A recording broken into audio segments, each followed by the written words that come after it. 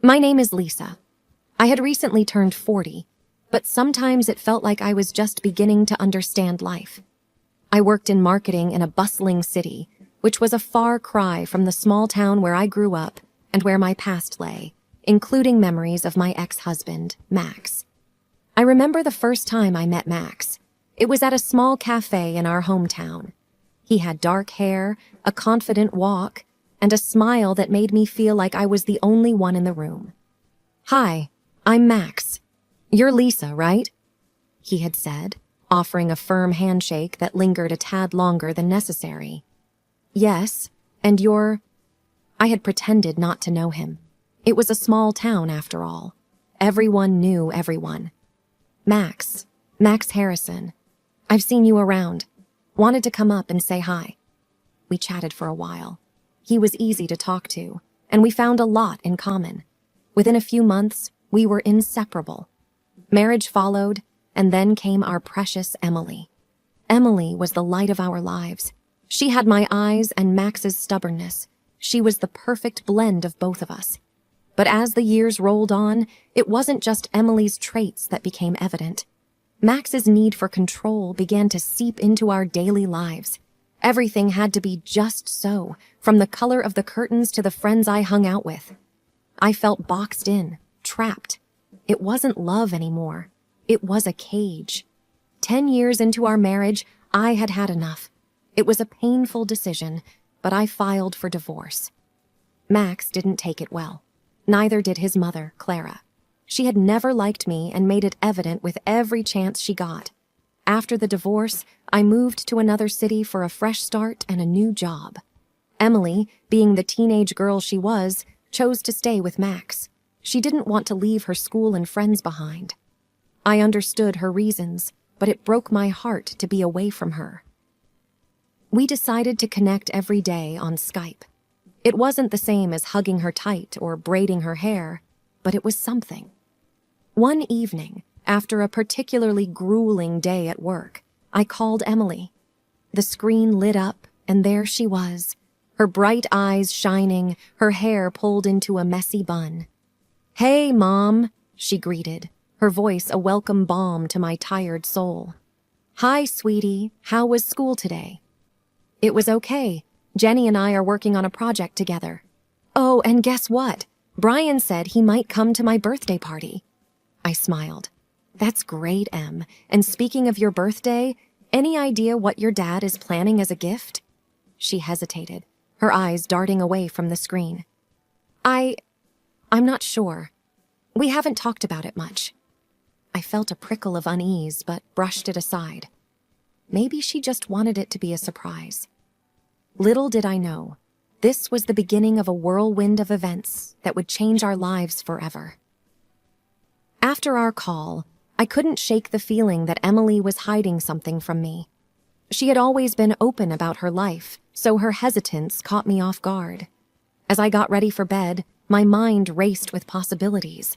Was she hiding a boyfriend? Was she struggling at school? The next morning, as I sipped my coffee, I decided to do a little digging. I logged into the social media platform where Emily and her friends were most active. Using my mom account, which was really just a profile I created to keep an eye on her without being intrusive, I scrolled through her posts and those of her friends. That's when I stumbled upon it, a post from Emily that made my heart drop to my stomach. It read, "I'm cool. My father will give me plastic surgery for my birthday." The comments below were a mix of shock, excitement, and envy from her peers. I sat back in my chair, aghast. Plastic surgery? She was only 16. I quickly grabbed my phone and dialed Max's number. "Max," I began, trying to keep my voice steady, "is it true? Are you really planning to give Emily plastic surgery for her birthday?" There was a pause, and then his deep voice came through, dripping with irritation. "Why do you care? She's with me now. You made your choice." "It's not about us, Max. It's about Emily. She's just a kid." "She's not a kid anymore," he shot back. "Besides, it's something she wants." I could hear the defensiveness in his tone. "Did she tell you that?" Or did you put the idea in her head? Before he could respond, another voice chimed in. It was shrill and unmistakable. Clara. Yes, we'll get her plastic surgery because she looks too much like you. I was taken aback. Clara? Why are you involved in this? She laughed, a bitter sound that made my skin crawl. Why wouldn't I be? She's my granddaughter. Enough, Clara, Max intervened, though there was no real force behind his words. Lisa, stay out of it. Emily's with me now. I won't stand by and let you make such a life-changing decision for her, I replied, my voice firm. Max sighed. She wants this, Lisa. It's not like we're forcing her. But why, Max? Why would she want something like this at her age? I don't have to explain myself to you, he retorted, and ended the call. I sat there, phone in hand, the weight of the revelation pressing down on me. My beautiful daughter, who I had always told was perfect just the way she was considering changing herself, and Max and Clara were encouraging it. Tears blurred my vision. I needed to do something. I had to talk to Emily, understand her perspective. Maybe, just maybe, I could make her see that she didn't need to change herself for anyone. Upon arriving in my hometown, the nostalgia of the familiar streets and places was overpowering. Still, my focus remained unwavering. I had to speak with Emily. Our chosen spot was Daisy's Delight, a cafe filled with memories of our shared times. Hey, Em, I began gently when she arrived, her presence filling me with both relief and anxiety. Mom, she said with a note of surprise in her voice. What are you doing here? Taking a deep breath, I decided to tackle the subject head on. I saw your post about the plastic surgery. Almost immediately, her face transformed from surprise to frustration. Why can't you just stay out of my life? Why do you always have to meddle? She shot back. Taken aback, I tried to explain. Em, I'm just concerned. It's a big decision. She slammed her hands on the table, drawing a few glances from nearby customers. This is my life, Mom. You left. You moved away and left me with Dad. You don't get a say in this. Emily, I tried to keep my voice steady. This isn't about us or where I live. It's about making sure you're not making a decision you might regret. She glared at me, her eyes glistening with anger. Dad and Grandma Clara think it's a good idea? Maybe if you were around more, you'd understand. I'm here now, I said quietly, trying to bridge the gap widening between us. And I just want what's best for you. She pushed her chair back abruptly. You always say that, but all you do is control everything, just like with Dad. Without another word, she stormed out of the cafe, leaving me stunned and worried amidst the remnants of our confrontation. The weight of our argument hung heavily on me. I couldn't shake the feeling of guilt and confusion. Was I being too controlling, or was I genuinely trying to protect Emily from a decision she might regret? As I pondered this, an idea struck me. Perhaps if Emily heard from people who loved her and saw her for the beautiful person she was, she might reconsider. Returning to my hotel room, I pulled out my laptop and signed into my social media account. I selected a beautiful picture of Emily and me from one of our recent vacations. The sun was setting, casting a golden hue, and our smiles were genuine and wide. With a deep breath, I typed, My beautiful daughter, Emily. So proud of her every day. Every time I look at her, I see perfection. I see strength, intelligence, and beauty inside and out. Hitting post, I felt a mixture of hope and anxiety. The minutes felt like hours as I waited for reactions to come in. The first comment appeared from my college friend Sarah. Emily has grown into such a beautiful young lady. She looks just like you, Lisa. Both gorgeous. Then another from my cousin Mark. Wow, time flies. Emily's a spitting image of you when you were her age. Absolutely stunning. More comments poured in, each one praising Emily for her natural beauty, intelligence, and charm. Feeling a little better, I decided to call my best friend Jane for some advice. "Hey, Lisa," Jane answered. "How's everything?" "Hey, Jane, it's been rough," I began, explaining the situation. Jane listened patiently, then said, "You know, kids at Emily's age are often influenced by so many factors.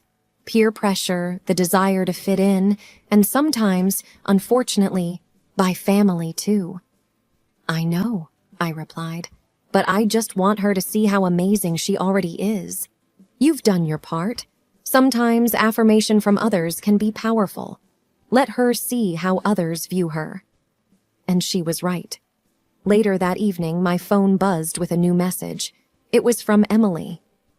"Hey, Mom, I saw your post," her message began, "and I read all the comments. It's a lot to take in." I replied immediately, "I just wanted to remind you of how many people love and appreciate you for who you are." There was a pause before she wrote back, "Thanks, Mom. I've been thinking a lot. Can we meet tomorrow?" Relief washed over me. "Of course, Em. Anytime." It was a small victory, but it was a start. The power of kind words and affirmation had managed to pierce through the cloud of confusion and doubt, if only just a little.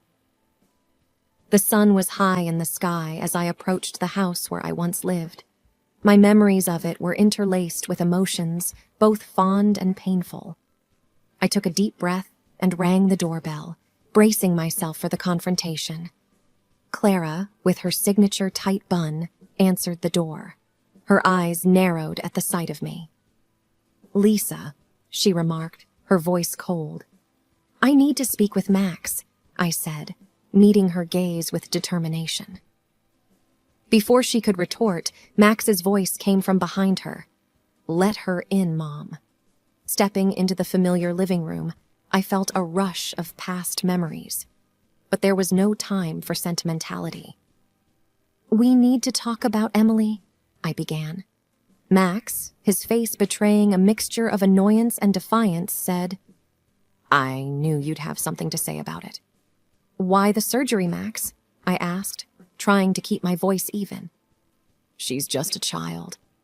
He exhaled sharply, his gaze unwavering. "She looks too much like you, Lisa." I was taken aback. What does that even mean?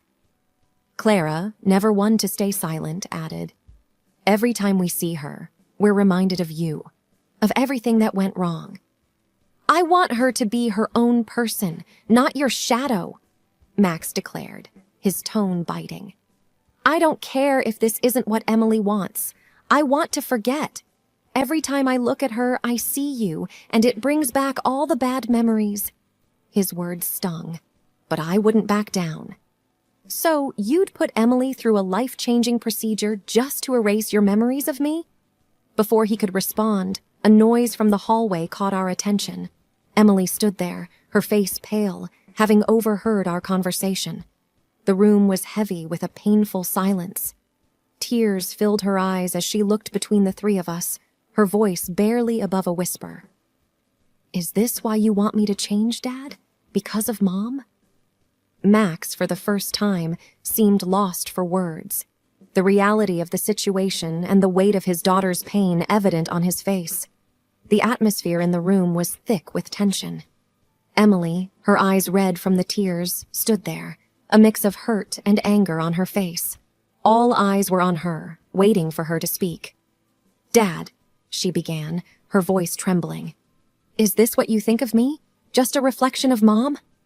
Max looked flustered, clearly caught off guard. "Emily, it's not like that." "Then what is it like?" she retorted, her voice gaining strength.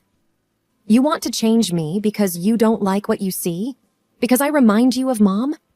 Clara attempted to intervene. "Emily, it's for the best. You'll understand when you're older."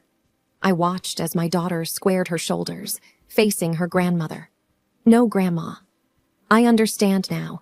I understand that I'm just a pawn in this twisted game between you two and Mom." Feeling a need to step in, I said, "Em, this isn't your fault. None of this is. You shouldn't be dragged into our problems." Emily turned to face me. "But I am, Mom. I'm right in the middle of it."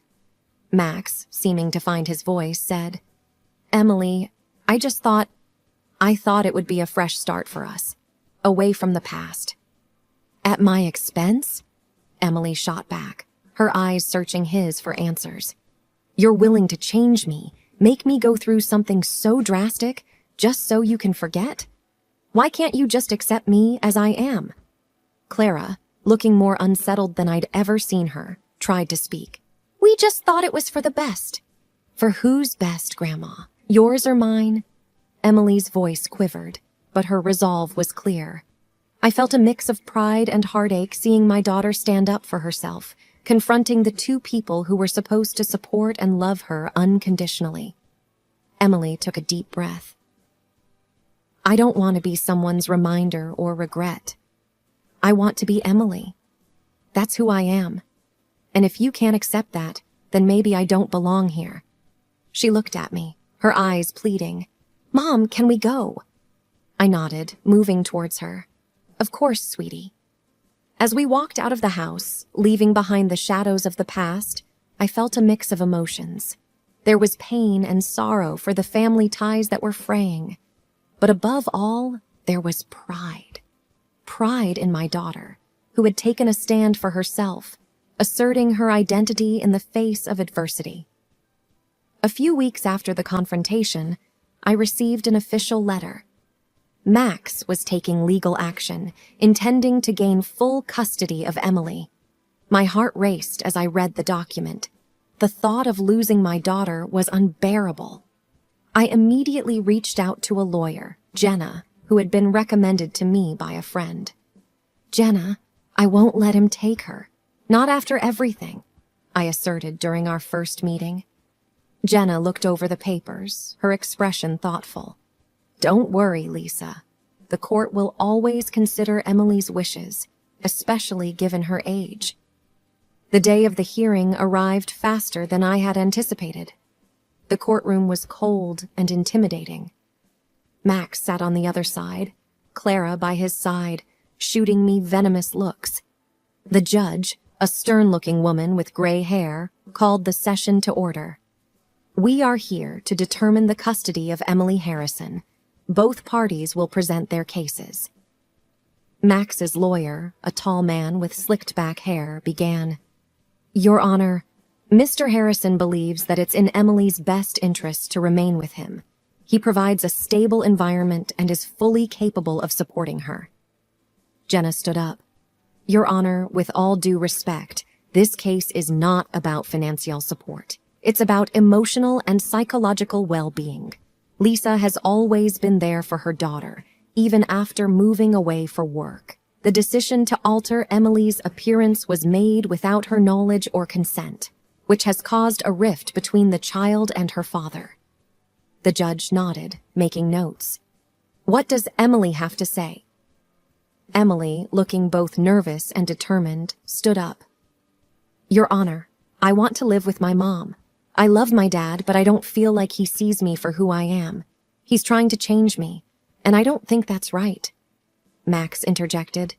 "Your Honor, she's been influenced by Lisa. She doesn't know what's best for her." I couldn't hold back. "Max, this isn't about us. Stop making it about our past and focus on our daughter's future." The judge raised her hand, signaling for silence. "Enough. I've heard enough. Given Emily's age and her expressed wishes, and taking into account the circumstances presented, I believe it's in Emily's best interest to reside with her mother." A wave of relief washed over me. Max looked defeated, and for the first time, Clara was speechless. As we left the courtroom, Emily hugged me tightly. "Thank you, Mom, for everything." I kissed the top of her head. "Always, Em, always." The court had spoken, and justice had been served. But more importantly, my bond with Emily had emerged stronger, untouched by the bitterness of the past. The days following the court verdict were a whirlwind. Emily and I packed up her things from Max's house, a process that was surprisingly smooth, with Max avoiding confrontation. As we packed her things into boxes, Emily came across an old family photo album. She hesitated for a moment, then handed it to me. "Remember this, Mom." I opened the album, looking at pictures from happier times, beach vacations, birthdays, and Christmases. "Yes, sweetie, I do. Memories, both good and bad, shape us." She nodded, her expression thoughtful. "Even though things have changed, these moments were still real, right?" I pulled her into a hug. "Absolutely. Every moment we've shared, every challenge we've faced, has brought us to where we are today." With her belongings packed, we headed to our new home. It was a cozy apartment I had rented in a nice part of the city, close to Emily's new school. As we arranged her room, the doorbell rang. Opening the door, I found Jane, my best friend, with a big housewarming basket. "Thought you two could use some treats," Jane said with a smile. Emily's face lit up, seeing the basket filled with her favorite goodies. "Thanks, Aunt Jane." As the evening settled, the three of us sat on the balcony, enjoying the city lights. Jane turned to me. "You know, Lisa, you've shown immense strength through all of this." I took a deep breath. It was tough, but I had to stand up for Emily, for us. Emily, sipping her hot cocoa, chimed in. "And I'm glad you did, Mom. It made me realize how important it is to be true to oneself." Jane nodded. "That's a valuable lesson, Em. One many adults take years to learn." As the night wore on, the three of us shared stories, laughter, and dreams for the future. The weight of the past seemed to fade, replaced by the promise of new beginnings. In the days that followed, Emily and I settled into our new routine. She joined a local art club, channeling her feelings into beautiful paintings. I took up a new job and began rebuilding our life, one day at a time. One evening, as I prepared dinner, Emily walked into the kitchen, a thoughtful look on her face. "Mom, I've been thinking.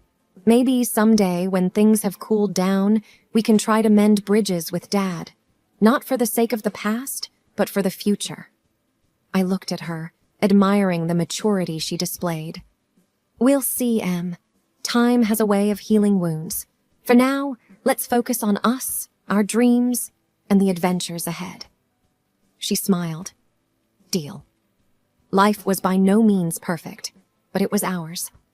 Together, Emily and I embarked on a journey of rediscovery, of healing, and of hope. The scars of the past remained, but they no longer defined us. We had each other, and in the end, that was all that mattered.